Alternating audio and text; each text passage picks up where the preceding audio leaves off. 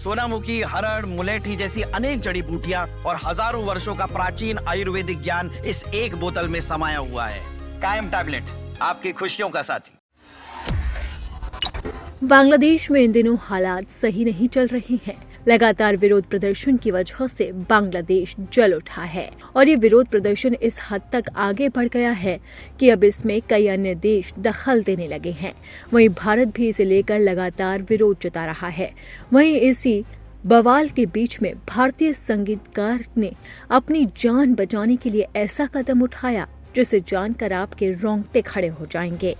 भारतीय संगीतकार भी बांग्लादेश में फंस चुके थे और उन्होंने अपनी जान बचाने के लिए अपना नाम बदला और अपनी पहचान छुपाई। भारतीय तबला वादक मोनाक विश्वास 48 घंटे की मशक्कत के बाद आखिरकार हिंसा प्रभावित बांग्लादेश से अपनी मातृभूमि सुरक्षित लौट सके। ढाका में जिस सरोद कलाकार के साथ उन्हें प्रस्तुति देनी थी, वो भी भारत विरोधी भीड़ के चुंगल से भागने में सफल रहे। प्रसिद्ध सरोद वादक सिराज अली खान हिंसक भीड़ के चंगुल से बच निकले और सुरक्षित कोलकाता लौट आए। ढाका के धानमांडी इलाके में अली खान के संगीत कार्यक्रम को निशाना बनाया गया, तोड़फोड़ की गई, जिसके बाद उनका कार्यक्रम रद्द कर दिया गया। संगीतकार ने बताया कि ढाका हवाई अड्डे जाते समय उन्होंने अपनी भारतीय पहचान छुपा दी। ये फैसला मजबूरी में लिया गया क्योंकि उन्होंने कभी नहीं सोचा था कि उन्हें ऐसा करना पड़ेगा। अली खान की मां आयशा और मोनाक समेत उनकी टीम के बाकी सदस्य पड़ोसी देश में जारी अशांति के बीच में फंस गए थे। सोमवार को ही लौट सके। हालांकि उनके मन में अभी भी चिंताएं और दर्दनाक यादें बरकरार है।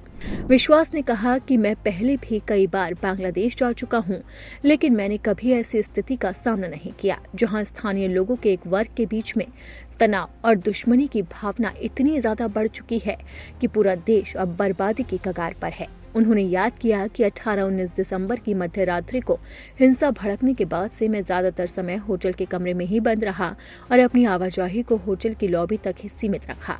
लेकिन जब किसी आवश्यक जरूरत के लिए मुझे बाहर निकलने के लिए मजबूर होना पड़ता तो मैंने अपनी भारतीय पहचान छिपाने का पूरा ध्यान रखा और अपना नाम बदलकर ऐसा रख लिया जो मुसलमान नाम जैसा लगे। खान ने बताया कि होटल में पूर्वाभ्यास सत्र के दौरान ही उन्हें पता चला कि अगले दिन जहां उनका कार्यक्रम होना है वहां पर भीड़ ने हमला कर दिया। खान ने अगले दिन ही ढाका से रवाना होने का फैसला किया और वो अपनी नाम और पहचान बदलकर भागकर भारत लौटे और भारत में आकर अब उन्होंने अपनी दर्द की दास्तां को बयां किया है, जिसे सुनकर हर किसी के रोंगटे खड़े हो रहे हैं। और इसी से आप अंदाजा लगा सकते हैं कि बांग्लादेश के हालात किस कदर तनावपूर्ण हैं।